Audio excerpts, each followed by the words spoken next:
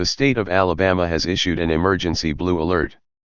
The Alabama Law Enforcement Agency and the Bibb County Sheriff's Office ask for your assistance in locating Austin Patrick Hall, who is believed to be a serious risk to the public.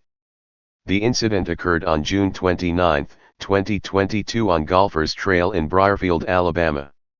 If you have any information regarding this suspect, please call the State Bureau of Investigation or the Bibb County Sheriff's Office at 205-926-3129 or *HP.